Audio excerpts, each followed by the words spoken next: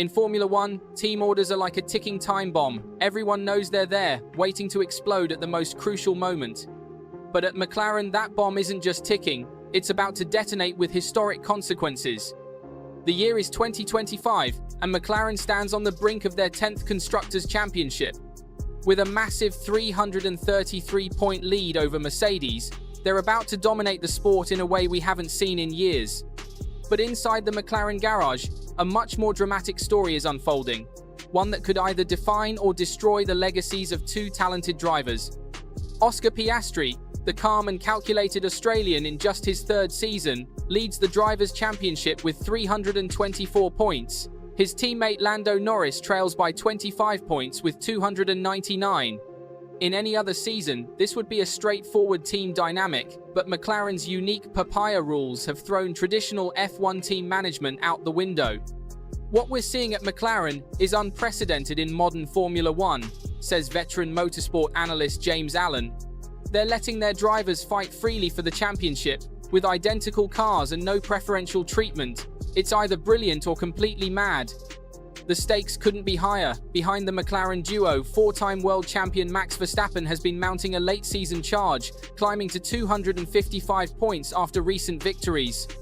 His presence turns what could have been a comfortable internal battle into a nerve-wracking three-way fight.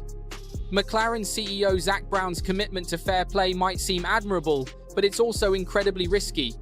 One crash between teammates, one moment of selfish racing, and Verstappen could snatch the title from both McLaren drivers, yet Brown remains steadfast in his approach. "The Constructors is looking very good," Brown recently stated, "and what we want is our two drivers to fight for the championship. Just give them equal opportunity, equal equipment." But behind this confident exterior, the pressure is mounting.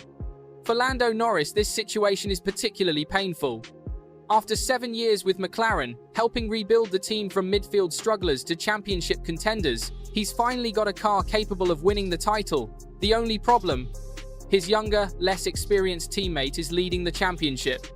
Two-time world champion Mika Häkkinen, who won his titles with McLaren, offers a brutal assessment of what's needed. You need to be selfish in Formula One.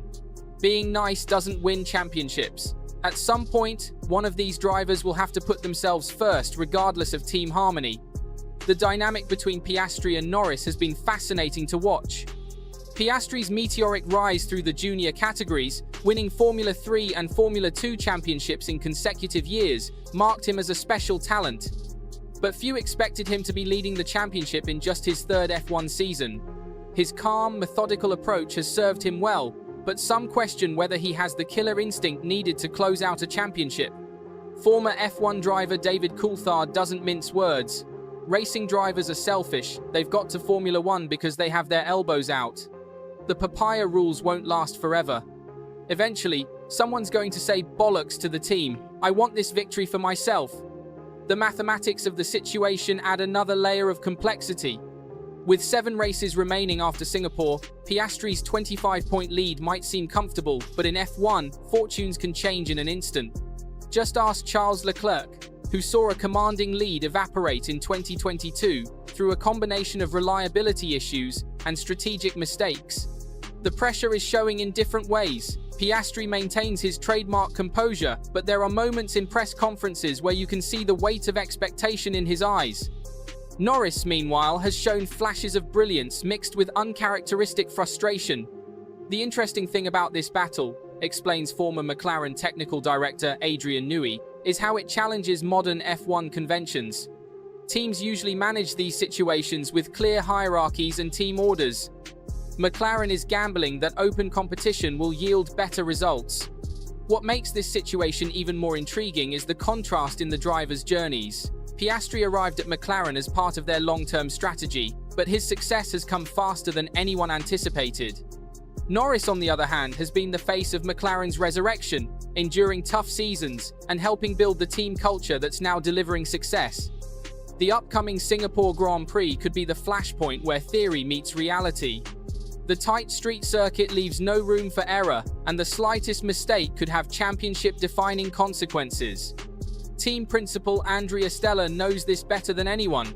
Managing two championship contenders is like walking a tightrope, Stella admits. You want to give them freedom to race, but you also have to protect the team's interests. One wrong move could cost us everything. As the F1 circus heads to Singapore, the question isn't just about who will win the championship, it's about how far each driver is willing to go to achieve their dream. Will McLaren's bold experiment in fairness survive the ultimate test of a championship battle? Or will the primal instincts of racing drivers eventually overpower team philosophy? The Singapore Grand Prix would prove to be a defining moment, but not in the way anyone expected. As the cars lined up on the grid, the tension in the McLaren garage was palpable.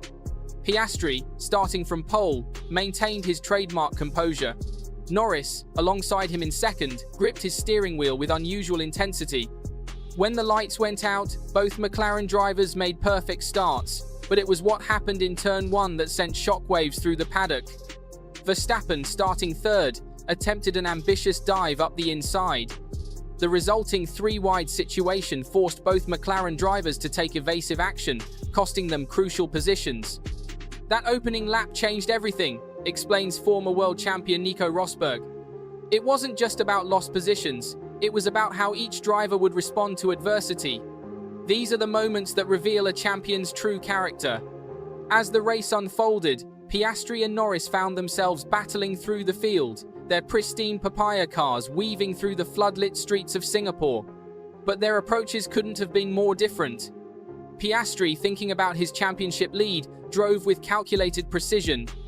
Norris, sensing his title hopes slipping away, pushed harder with each lap. The pivotal moment came on lap 43. Norris, having caught his teammate, attempted a bold overtake into turn 16. The move was clean but aggressive, forcing Piastri to yield. Team principal Andrea Stella's voice crackled over the radio. "Remember guys, race fair, race clean." The underlying tension in his voice was unmistakable.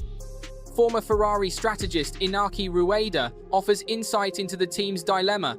McLaren's commitment to letting them race is admirable, but it's also dangerous. One mistake, one moment of over-aggression, and they could hand the championship to Verstappen. The race ended with Norris taking second place, Piastri fourth, and Verstappen claiming victory. The championship gap had shrunk to just 15 points.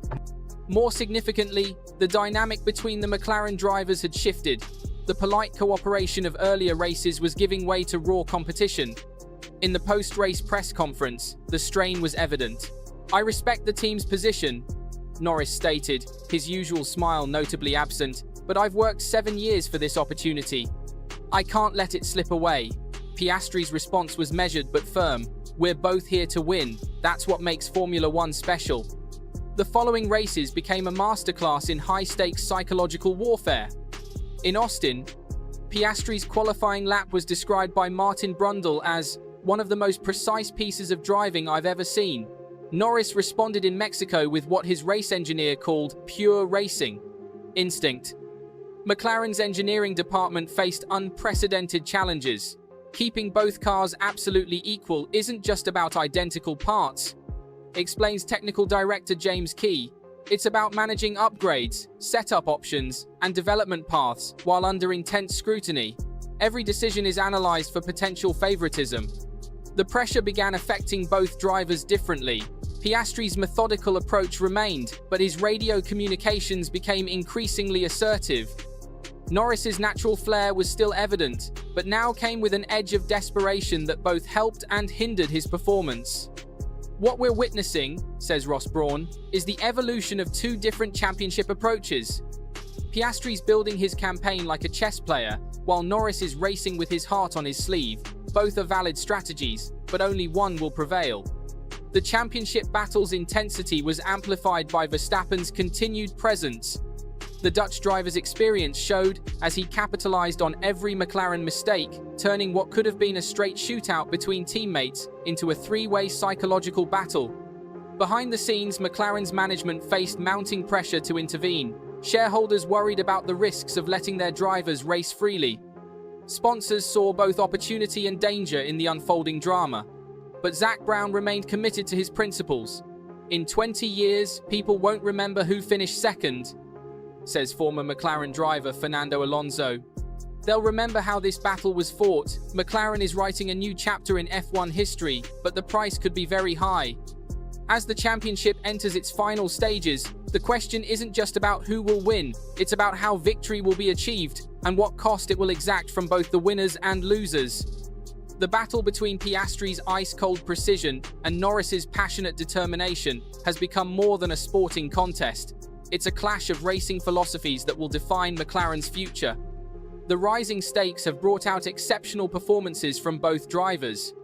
Piastri's ability to absorb pressure has earned him comparisons to Alain Prost, while Norris's aggressive yet clean racing style has drawn parallels with Mika Häkkinen's McLaren days.